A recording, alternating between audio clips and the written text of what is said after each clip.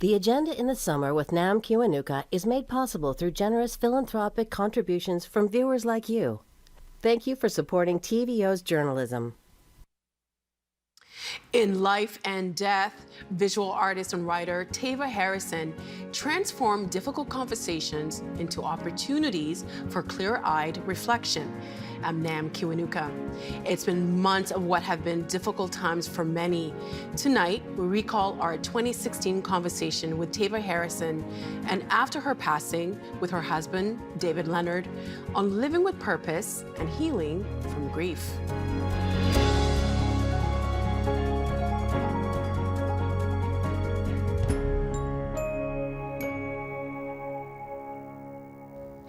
Teva Harrison lost her 5.5-year battle to metastatic breast cancer 2 years ago at the age of 42. Our conversation with her from 2016 took place just after her memoir, In Between Days, was published. Also tonight, our 2020 interview with her husband, David Leonard. Last year, he started the Teva Harrison Foundation to support the causes she cared about. Since Teva's death, he tells us he spent a lot of time focusing on living meaningfully and deliberately, just like Teva. Last December, he wrote an article for the Quarantine Review reflecting on grief and resilience amid COVID-19. It's reminded him that, quote, "There is beauty and there is life, and now we're all moving slowly enough to see it." I'm not sure I've ever met anyone like Teva Harrison. She is a talented, happy, optimistic American who fell in love with a Canadian, married him, and now lives here. She also, at age 37, received just about the worst news you can get and is now engaged in the fight of her life. She chronicles it all in a new book called In Between Days, a memoir about living with cancer. And we're delighted to welcome Teva Harrison to TVO. It's great to see you here again. Thank you so much. I want to start by just reading the very first paragraph in your book, which really does lay it out. At the age of 37, I was diagnosed with advanced metastatic breast cancer. My disease is currently incurable, but the wonderful people in my medical team are doing everything they can to turn it into a chronic illness. I hate like hell for my first question to be so cliched, but I'm sorry, it is the right question, I think, to start with, which is, what does one think when one gets that kind of news? I don't think one knows what to think. Like the initial response was really one of blankness. Like I felt completely lost, completely adrift. I found that my thoughts circled in a sort of ruminating manner into a pretty dark place. It felt like a death sentence. Like an immediate death sentence. So it took me a little while to start having thoughts about how to move forward. It takes a while to process that kind of information, I guess, yes? Yeah, a few years in, I'm not sure I'm done processing. Huh. Anybody with you when you got that information? My husband. He was with you? Mm-hmm. Who took it harder? I don't know. Because I know your husband, and I know how much he loves you, and it wouldn't shock me if he actually took it harder than you did. It's been really rough for him. That's a good question. You describe in your book that the cancer is a bit like a whack-a-mole. What does that mean? It means that we can treat it locally, but it will pop up somewhere else. Metastatic cancer is unpredictable and it's wily. So even when it's well managed, the existing tumors, it could pop up in a new organ, it could pop up in a new location with an existing affected organ. In my first 11 months, I only had bone mets.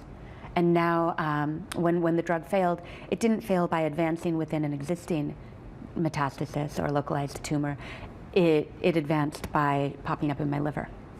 Give us a sense about what kind of treatment you've undergone so far. I've been in hormone or endocrine therapy. So because my cancer was already stage 4 when I was diagnosed, the approach is different. When they think it's curable, they hit you with chemo, surgery, radiation, all at once. My radiation has been palliative, so as opposed to curative, it's been to minimize the pain in my bones. And I've been on the hormone or endocrine therapy. I've also had an oophorectomy to remove my ovaries and fallopian tubes. How come? It's treatment. because my cancer is endocrine, it's hormone positive, it's estrogen positive. So by reducing the estrogen produced in my body, we're trying to starve the cancer.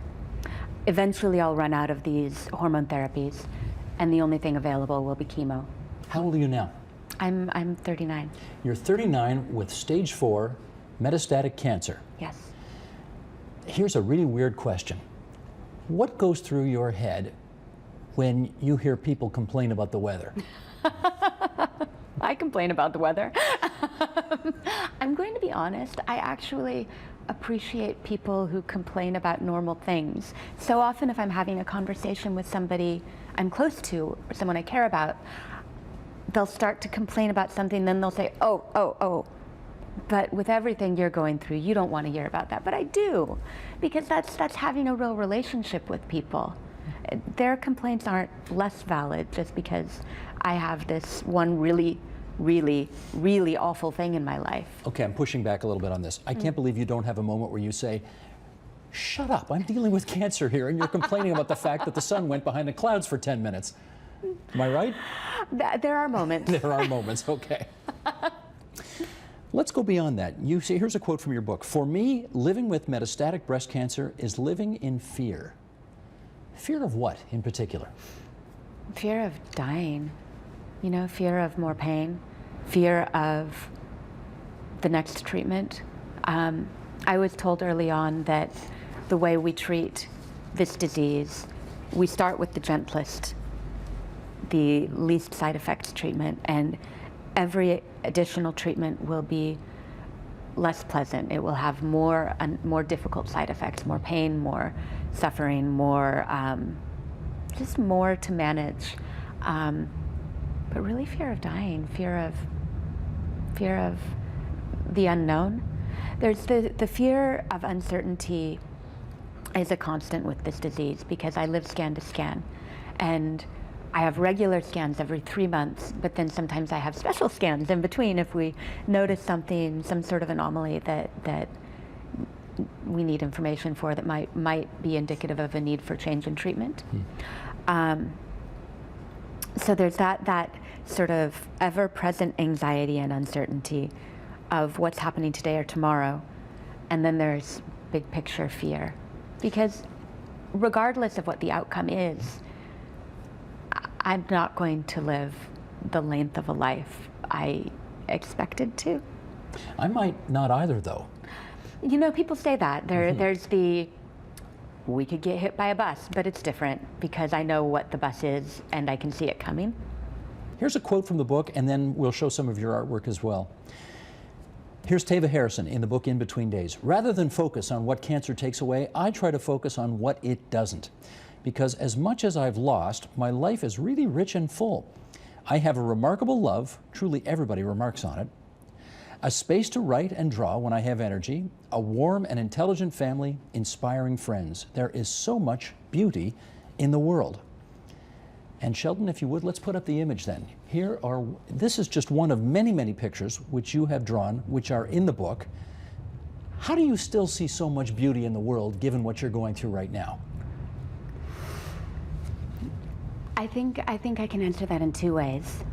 One, I'm still myself, and I am a person who sees beauty in the world, right? I think in a way, being sick and knowing that I have a terminal illness has amplified that, because it's something I don't want to give up. Right, so it's almost brighter and sharper, and it's bittersweet, but it's precious. I find that as I know that I may not have as much of it as I hoped for. I'm hungrier. I'm more voracious for devouring art and culture and life, and it feels really precious. With all the MRIs and all the needles and all the chemo and all the radiation and all of the everything that you are going through, you talk in the book about, there's days when you're throwing up all the time and you're feeling nauseous all the time, limitations on what you can do. Surely there are days when you wake up and you just say, to hell with it. I Yes. wish it were all over.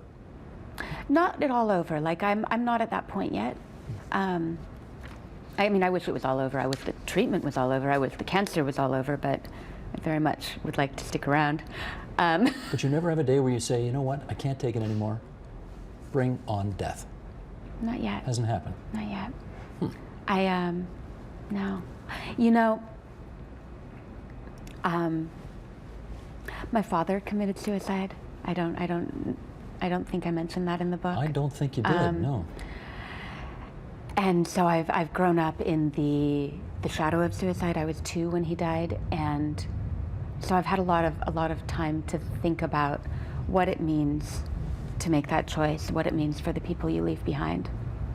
And I think it would take a lot, like an exceptional lot, to get me to that point. I advocate for the right to choose. I'm really thrilled that Canada's making some changes in terms of legislation there, because I think it's very sad when someone gets to the end and makes that choice and isn't able to have their family be around them for fear of implicating them. I think it's a crucial thing to have in the toolkit, and it's quite possible that I'll get to a point where the pain is too much and I make a choice to expedite the end, but I'm not anywhere near there. Have you had that conversation with it? This is terrible. I'm asking very personal questions here, but They're relevant. they're in the book. I mean, have you had that conversation with David yet? No. And I feel that I will probably be ready to have the conversation before he's ready to have the conversation. I think you're right. Yeah. Here's another excerpt from the book. My heart is breaking every day in the most selfish way. All the things I want, the excruciating act of scaling back my dreams, paring down my hopes for this life into 3-month bites, living the enormity of hope and the gut-churning fear that accompany every single scan. When you're in the shoes that you are in, how much hope do you allow yourself to have about the future? It's guarded. I catch myself because every time something lovely happens, there's this sort of impulse toward expansive hope, and I have to rein myself in. Why? Because if I allow myself to be up here, the distance is greater when I'm pulled back down. And at any scan, I could have progression. I've already been on my current treatment longer than I expected. So now every time I have a scan, I'm ready in my head, not in my heart, but in my head.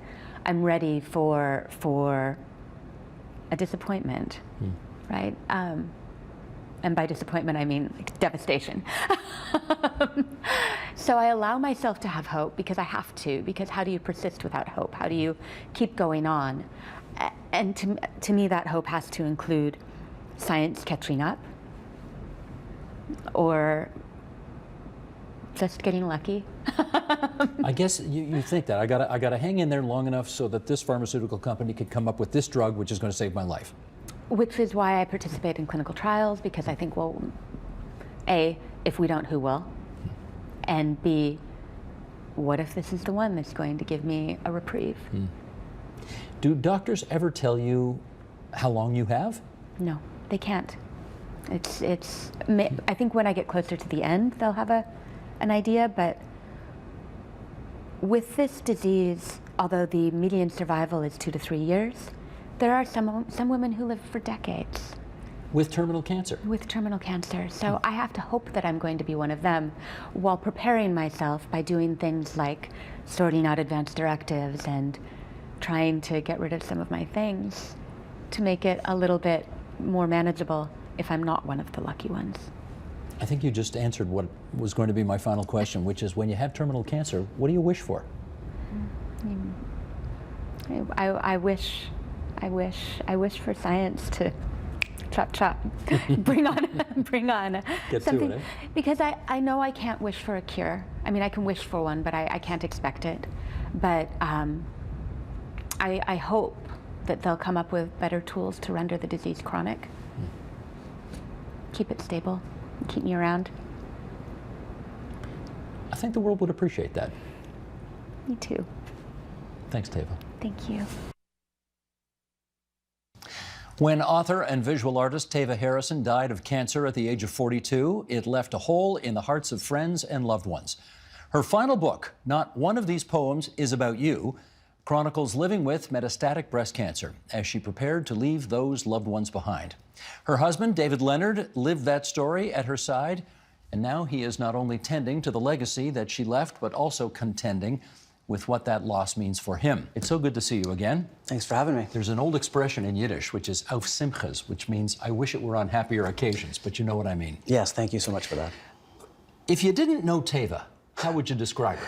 She was a light, she was a force. You know, this woman attracted everyone who met her into her orbit, you know, and I think a lot of people, after they're gone, people say the same sort of cliched things about them. They were a light, they attracted people around them, but she had this extra gear of empathy, I think, that people were really attracted to. So I found myself, when I first met her, just drawn into her orbit, and I think everyone that met her felt the same thing. She lived with hope and with energy and with optimism. She laughed a lot. She was beautiful, youthful, and really embraced a kind of lust for life that a lot of people don't have. Now, she was from the States, so how did you two meet? So she's American, and she was a film programmer, and she was visiting Toronto and TIFF, searching for films in 2001, and 9/11 happened. And so she ended up being stranded in Toronto because of 9/11, and she was supposed to go to New York on the 13th of September, but of course, travel was all blocked out. So she was staying with a friend, and we met that weekend and immediately felt a connection, and we got married 7 months later. Isn't that crazy? That is maybe one of the very few good things that happened as a result of 9/11. It's a remarkable story. I mean, such a tragedy, you know, and then, but for us, I think it was a time when so much was available. You know, things felt unstable, things felt unsteady. There was no communications. Everything was really fraught, and so we found ourselves thrust together in this time, in this really meaningful way. And I think we both sort of thought, well, here's this person who lights me up. Let's go for it. How many years were you two together before she discovered she had cancer? So she was diagnosed in December of 2013. So at that point, it would be about 12, a little over 12 years. And it had been 12 good years and 12 healthy years and no sign of any issue coming at all. And it wasn't in the family? And it wasn't the family. I mean, she had a family history of certain types of cancer, but according to the medical establishment, you know, she didn't meet the threshold for risk, but she was obviously very concerned about it, so she was getting tests all the time. How did she discover it? She found a lump. Well, actually, she had back pain first, and she had a lot of back pain, and she went to Emerge a few times and asked them about her back pain, and they would send her away with not cancer. You know, maybe you lifted something funny, maybe you sat a funny way, maybe there's an issue with how you're sleeping. And then it just got worse and worse and worse, and then she found a lump in her breast. And then went back in and immediately got fast-tracked through the system, and they found that not only was it breast cancer, but it was she was diagnosed at stage 4 metastatic breast cancer. So it was in her breast, in her lymph nodes, and also in her spine, which is why she had the back pain. You know, whenever we have authors on this program, we usually read an excerpt of their work. You gonna mind if I read a little? That's okay? Go ahead. A Pocket Full of Stones is one of the poems I'd like to read an excerpt from. It's a lovely metaphor, a pocket full of stones, and here we go. This time, when she dies, a blissful moment when I feel nothing. Then it rolls up from the pit of my stomach, a wave of kneeing whales. I'm left behind, moving among the living, alive. It's raining, but we're still climbing the Table Mountain. I stop at the trailhead, retie my shoes. Wait! I kneel down, palms flat against the ground. You watch as I fill my pockets with stones. One for you, one for me, one each for my mother and 3 sisters. More still for my friends who didn't survive. Why does that poem speak to you? I mean, this is obviously a true story. You know, we climbed Table Mountain together. Where's that? It's in Cape Town, South Africa. You know, one of her dreams was to see giraffes in the wild, so shortly after she was diagnosed, we found our way to Africa and did a safari. And on that trip, we went to Cape Town. And so she was really lived in nature, and she lived in marking moments. And so for Teva, a huge part of the way she wanted to live is to recognize the people who are struggling, to recognize the things that she can do to put them in her mind, to mark the occasion somehow in nature. So we climbed Table Mountain, and she had pockets full of stones, and she laid them down on the top of that mountain, and she spoke the names of the people of her friends who had died, and she spoke the names of the people of her friends who are still here.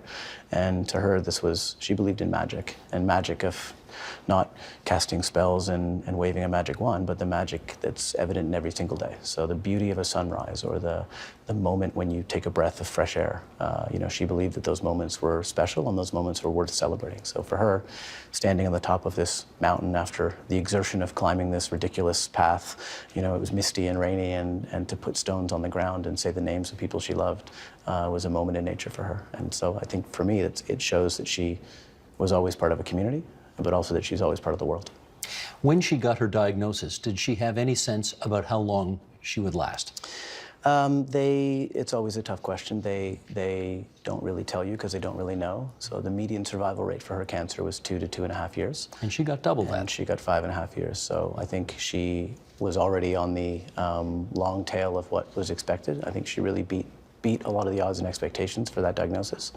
And a lot of that, I think, is because she lived the way she lived, with joy and with optimism and with hope. You wrote a really great piece in the Globe and Mail a couple of months ago, and I want to just read a little excerpt from that. Because she discovered a way to live with hope and beauty despite the challenges of cancer, Tava is supporting me as I navigate my grief. She tapped into some universal truths about what makes a life and what is important, and it is invaluable to me. Mm-hmm. Yeah. Help us out with that. What truths of life did she tap into that have been helpful to you? It's such a unique position to be in a dialogue, with someone who's gone. And I think a lot of people in my situation, when someone is gone, you wish if only I had one more conversation, or when you played the video earlier, if only I could see them or hear their voice, And so Tava, because she did so much work in the public sphere, whether it was lectures or interviews or writing, I have her voice there. And so in having cancer, she had to navigate a lot of really challenging social situations, challenging situations at work, all these issues where the invisibility, especially for the first few years of her cancer, she looks healthy and she looked strong, and you'd never know if you saw her. And that creates a sort of dissonance sometimes when she's having a horrible day, feeling terrible from cancer, and no one can tell. It sort of creates a strange dissonance. And so I find myself, grief, there are parallels. And these parallels of grief are, I'm also sometimes having a horrible day and you never know. And no one expects that I'm going to be having, that I'll be dealing with something in a different way. And so these truths are things like letting herself off the hook when she just wasn't up to it, or understanding that fatigue is okay, or understanding that the people who are around you to support you sometimes are the people you think they are, and sometimes they're not, and so you have to find yourself gravitating towards where the support is, but also looking inside yourself. And these things are absolutely parallel between our experiences, but the biggest one is kindness. She lived her life with kindness, and I think that it's easier to be kind than it is to be cruel. And she lived her life that way. And it opened up for her, and by saying yes to life and by saying yes to people, she found herself with a lot of opportunity. And I find myself in the same situation where it's easy to feel closed and it's easy to feel negative. But she's sort of guiding me to choose kindness and to be positive and to sort of embrace the help that's around me and embrace what the world has to offer. How relevant a message is that for today in particular? Oh my goodness. It feels very timely. Yeah. I think the thing about the way she lived her life is, and this is why I think these books go beyond a cancer experience or an illness experience. These books are about, how do you, in a difficult time, in a difficult world, find a way to live hopefully and joyfully despite everything that's going on, all the divisions, all of the problems in society, all of the nasty rhetoric. How do you choose to be kind? And she found a way. At what point do you stop thinking of her every day? It's hard to say. It hasn't happened yet. Really? You Yeah. still think of her every day? Every day. Every day? Yeah, grief is a strange, there's no playbook, right? And so I think for some people in my situation that there's a timeline and a playbook, and you understand that by doing X, Y, and Z, you'll be able to achieve these milestones of grief. It doesn't manifest that way, at least it hasn't for me. It's this slippery floor, where some days everything's fine, and then one thing will happen, and you're back in it again. I don't feel like it's been a incremental improvement. I feel like it comes, it sort of washes over you or doesn't. So every day I think of her, and some days it's awful, and some days it's wonderful. but it's a process, you know. And I think all I have to do is walk the road of grief and see where it takes me. There is a line in the, I guess this is the inscription here, Yeah. and I'm not sure I can actually pronounce it, so you might need to help me. L'espoir fait vivre. Yeah, yeah. Hope makes life. Hope makes life. What language is that? It's a Haitian proverb. It is. Yeah, Okay. so it's Creole. Yeah. Okay. Yeah. And do you know why it's there? I mean, it's there because she had no particular connection to Haiti. I think she did a lot of reading about hope and a lot of reading about what makes a life, and I think she probably found that along the way, and it spoke to her. And I think for her, the act of creating anything in a dark time is an act of hope. So the act of writing a poetry book and doing drawings like Not One of These Poems Is About You is an act of hope and an act of optimism. And so for her, the only way to reconcile the fact that she had a terminal illness was to live in hope and optimism that maybe science would catch up, or maybe she'd have a miracle, or maybe there'd be some sort of something that would come and take her out of this situation. It's easy to give up. I think it's easy to say, well, this is my lot, so be it. That wasn't in her character. You know, she lived with hope, and that to her was the absolute core of it, that without hope, what's the point? Can I ask you a bit of an awkward question to finish this off? Sure. You know, you're a pretty young guy still, right? Yeah. How old are you now? 44. 44, okay. Yeah. Do you ever worry that, you know, even at this very young stage of life, you've experienced the great love of your life and you may not ever again? Yeah, I do worry about that. No, it's, yeah, I mean, of course it's a concern. I mean, I think I'm not at a stage where I'm thinking about what comes in the future. I think what I've learned, and this is what I've learned from Teva, is that with her cancer diagnosis, we lived in very short increments of decision making, because from scan to scan, everything can change. And so what we found ourselves doing is living in this very, I guess now we'd call it a mindful state of taking the world as it comes, and not putting too much pressure on the past or the future. And so I find myself now doing the same thing. So I'm 44 years old. I had a very beautiful 18-year relationship with a woman who I love, and the future holds who knows what, and I'll take it as it comes. And that's it for tonight's agenda in the summer. The Olympics begin this week, and so tomorrow we look back at a conversation about what comes after a career focused on being an Olympian.